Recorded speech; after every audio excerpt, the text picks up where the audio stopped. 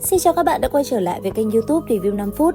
Ở cuối tập 119, sau khi Hứa Lập Quốc gặp hồn linh của đế kiếm, hắn đã ngay lập tức muốn tạo phản với chủ nhân Vương Lâm của mình.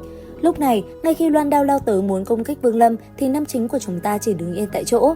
Khoảnh khắc loan đao tới sát người, Vương Lâm chỉ chớp mắt, một cái màn chắn đã ngay lập tức chắn trước người anh ấy. Đồng thời, cấm chế trong cơ thể Hứa Lập Quốc liền mở ra, khiến hắn đau đớn kêu gào thảm thiết. Rất nhanh, tên này van xin nói: "Chủ nhân, ta sai rồi, đúng là rất sai, từ giờ không dám nữa." Tuy nhiên, loan đao rất nhanh đã một lần nữa thoát khỏi màn chắn bay về phía Hứa Lập Quốc, muốn cứu hắn rồi cùng nhau bỏ chạy. Nhìn nó, Vương Lâm vẫn mặc kệ, bàn tay liền kết ấn, cấm chế trong cơ thể Hứa Lập Quốc lại gia tăng thêm một tầng nữa.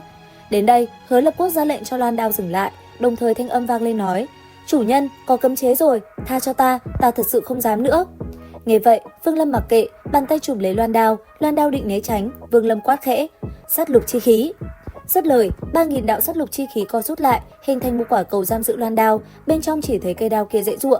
Xong xuôi, Vương Lâm lạnh lùng nhìn Hứa Lập Quốc nói: "Ngươi chắc cũng biết vì sao ta không cho ngươi đi tìm kiếm linh kia rồi chứ?" Nghe vậy, Hứa Lập Quốc vội vàng gật đầu lia lịa đáp: "Biết, ta biết rồi."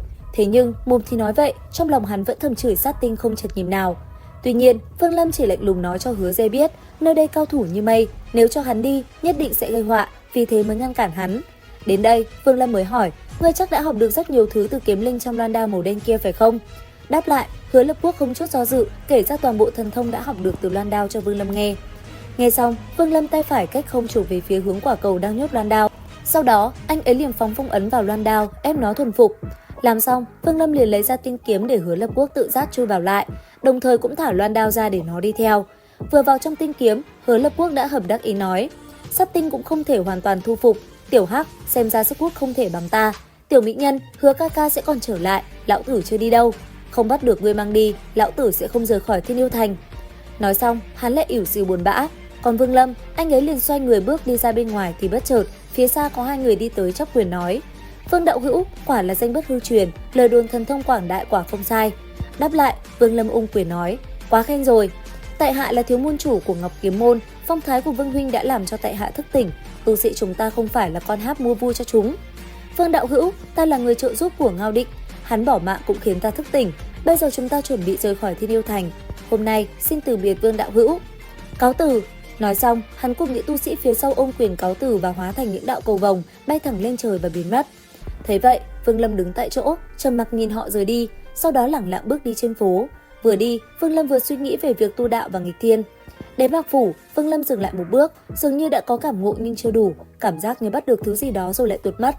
Bởi vậy, anh ấy cứ đứng yên lặng ở chỗ đó. Đúng một lúc lâu, Vương Lâm mới nhìn lên trời, trên miệng khẽ lẩm bẩm nói: "Đến tối bị ánh mặt trời quét tới, có phải là nghịch không? Chữ nghịch này chính là mấu chốt có thể đưa ta đạt đến vấn đỉnh." Vương Lâm xoay người rời khỏi, không vào Mạc Phủ, hắn ngồi như một lão tăng trên bờ sông, dù không có tiếng đàn, dư âm vẫn vang vọng. Không lâu sau, Vương Lâm lại tiếp tục đến bên bờ sông, tiếng đàn lại một lần nữa cất lên, gã thanh niên trong truyền lại một lần nữa xuất hiện rồi nâng chén về phía anh ấy. Đáp lại, Vương Lâm cầm bầu rượu uống một ngụm, sau đó thân hình nhoáng lên đáp xuống mũi thuyền. Không ai nói gì, Vương Lâm ngồi xuống lắng nghe tiếng đàn. Cuối cùng, sau một hồi thưởng ngoạn, khi Vương Lâm định đạp gió bay đi, thanh niên lần đầu mở lời: "Huynh đài nghe tiếng đàn có cảm xúc gì khác không?" Đến đây, Vương Lâm dừng bước đáp: "Nhớ tới cố nhân." "Khó trách, nếu tâm không còn vướng bận thì sẽ không bị tiếng đàn lay động. Huynh đài và ta giống nhau, cũng đều là tục nhân. Nếu huynh đài không có việc gì, chi bằng hai ta uống cho tới bình minh, nghe tiếng đàn của Minh Phí cô nương." Vương Lâm trầm ngâm, liếc mắt nhìn thanh niên, gật đầu nói: "Cũng được." Dứt lời, người thanh niên kia lại tiếp tục hỏi. Hắn ta hỏi rất nhiều, hai người trò chuyện phiếm, sau đó lẳng lặng ngồi ngắm trăng, nghe đàn, uống rượu. Đêm khuya qua đi, ánh bình minh chiếu sáng mặt đất, tiếng đàn dứt, Vương Lâm nhặt bầu rượu lên, ôm quyền với thanh niên rồi rời đi. Thời gian trôi qua, Vương Lâm bây giờ đã cùng Mạc Lệ Hải trở lại khoảng sân rộng lớn, nơi cuộc chiến yêu tướng chuẩn bị đến vòng 2. Đến đây, nam tử mặc giáp vàng chỉ vào chiếc trống lớn trên yêu cổ bên cạnh nói: "Phụng mệnh đế quân, vòng thứ 2 này có sự thay đổi, không phải chiến đấu mà là gõ chiến cổ. Trận này sẽ thi xem ai đánh được nhiều tiếng trống nhất." Dứt lời, hắn quan sát đám yêu tướng một lượt rồi nhìn một tên nói: "Yêu tướng Vu Sâm, bước ra." Vu Sâm bước ra, tới phía dưới yêu cổ, hắn vận chuyển yêu lực chuẩn bị đánh trống. Phía xa, cái tên bên cạnh Huyền Phó Soái nói: "Người mà ngươi chọn có lẽ thua rồi." Nghe vậy, tên kia cười nhẹ đáp: "Người này không đơn giản như ngươi tưởng đâu." Lời vừa dứt, cùng lúc đó ở trên đài, cái tên Vu Sâm đã ngưng tụ lực lượng xong. Chớp mắt, hắn hóa thành đạo cầu vồng đánh lên chiếc trống yêu cổ. Tiếng trống trầm thấp vang lên, một lực lượng kinh khủng từ mặt trống truyền tới, khiến tên kia sắc mặt tái nhợt. Tuy nhiên, hắn rất nhanh đã gõ thêm một cái, sau đó lại vận lực, bàn tay gõ thêm một cái nữa, tiếng thứ ba bộc phát. Thế nhưng, đinh tiếng trống thứ tư vừa đánh vào, Vu Sâm đã liền thu tay, thân thể bắn ngược về phía sau, trên miệng thổ huyết. Đến đây, nam tử mặc kim giáp nói: "Được rồi, người trợ giúp của yêu tướng Vu Sâm bước ra." Nghe vậy, Vu Sâm trầm giọng đáp: "Ta không có người trợ giúp." Thấy thế, nam tử mặc kim giáp gật đầu liền hướng về phía xa nói: "Yêu tướng Mặc Phi, đi ra." Dứt lời, mọi người lập tức tập trung vào Mặc Phi. Hắn mặc áo giáp, mang mặt nạ dữ tợn, bước đi khiến trống ngực người xem đập thình thịch. Nghe vậy, Mặc Phi thông thả bước về phía trước trống chớp mắt, đi tới cạnh trống, hắn ta không thèm vận lực đã bắt đầu đánh từng nhịp. Chớp mắt, 3 tiếng trống đầu tiên đã vang lên như sấm rền. Tiếp theo, một quyền ngưng tụ lực lượng mạnh mẽ hơn đánh ra, ngay sau đó lại một quyền nữa. Đến khi tiếng trống thứ 6 vang lên, tiếng hoan hô nhiệt liệt từ khắp nơi lập tức truyền tới. Đến đây, đôi mắt Mặc Phi lóe lên nói: "6 tiếng trống là có thể khiến Mặc Mỗ dừng lại sao?" Dứt lời, thân thể hắn bay lên, chân đạp hư không, lại đánh một quyền từ cái trống nhỏ.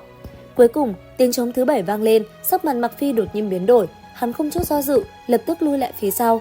Hắn vừa lui lại, áo giáp trên người vỡ nát, hóa thành tro bụi. Thế nhưng, hắn chưa thua, một đòn đánh từ xa tung ra, chỉ thấy một tiếng trống nữa lại vang lên. Đến đây, lực phản chiến lập tức làm mặt nạ trên mặt hắn vỡ vụn. Nhìn hắn, Vương Lâm giật mình vì hắn giống hệt nam tử tóc đen ở trong Khổng Lao. Còn Mặc Phi, đánh xong 8 tiếng trống, hắn cũng mau chóng trở về hàng ngũ. Ngay sau đó đến lượt người trợ giúp của Mặc Phi tiến lên. Chớp mắt không chút chần chừ, người này liền lao về phía trước, hóa thành làn khói xanh hướng thẳng tới chiếc trống và bắt đầu công kích. Nhất thời, từng tiếng trống lại một lần nữa vang lên giữa hư không. Đến khi tiếng trống thứ 3 vang lên, hắn lập tức phải lấy ra phi kiếm phá tan mọi ngăn cản rồi đánh lên mặt trống.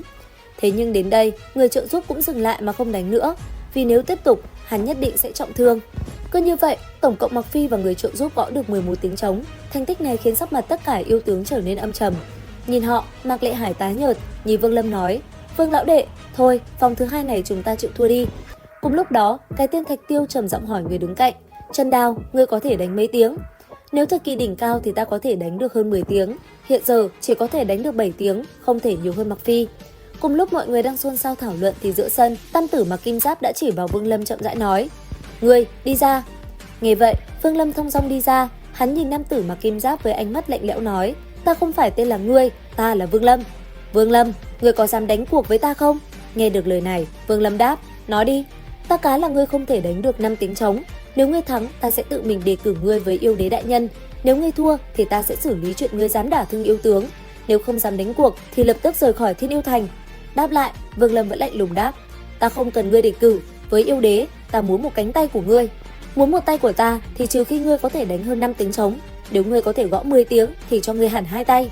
Lời này vừa dứt, Vương Lâm cùng gã nam tử giáp trụ màu vàng liền khiến mọi người ngẩn ra. Nghe lời hắn, Vương Lâm vô cùng tự tin đến gần cái trống yêu cổ.